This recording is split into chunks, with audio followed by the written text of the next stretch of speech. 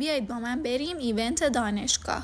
اینجا دانشگاه پلی‌تکنیک تورینه که تو هفته گذشته یه ایونت در مورد تکنولوژی برگزار کرد. اسم این نمایشگاه آرمان شهرهای واقع‌گرا بود که استادهای مختلفی که دارنده جایزه نوبل بودن توش حضور داشتن و سمینارهای مختلفی برگزار شد و تجربیات خیلی خوبی در اختیار دانشجوها قرار گرفت. مقالات جالب شنیدن و لذتشو بردن. اینجا هم شما دارین تصویر یه عینک سه‌بعدی رو میبینید که البته باید بهتون بگم من خیلی تفاوتی بین قبل و بعدش احساس نکردم. شما رو نمیدونم.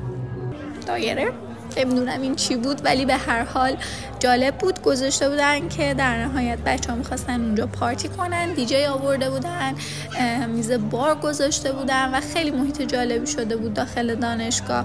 البته که خیلی باد میومد و سرد بود یه کمی.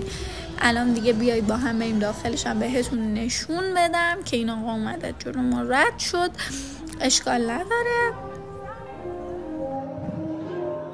این نمایشگاه 4 روز ادامه داشت و هر دانشجویی که داخل این برنامه ها شرکت می کرد یک واحد اضافه بهش تعلق می گرفت.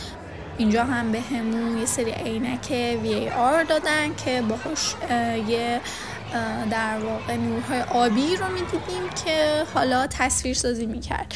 اینجا هم سالن کنفرانس بود که داشتن یه چیزایی رو به زبان ایتالیایی پخش میکردن. بخش جذاب داستان اینجاست دوستان، توجه بفرمایید.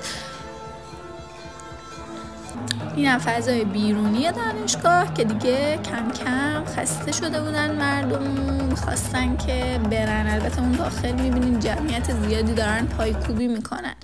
تا یادم نرفته باید بهتون بگم که از این عکس هم انداختیم و تو محیط دانشگاه کلی چرخیدیم. من محدثه هستم و اگر از ویدیو هم خوشت اومده لایک و سابسکرایب فراموش نشه.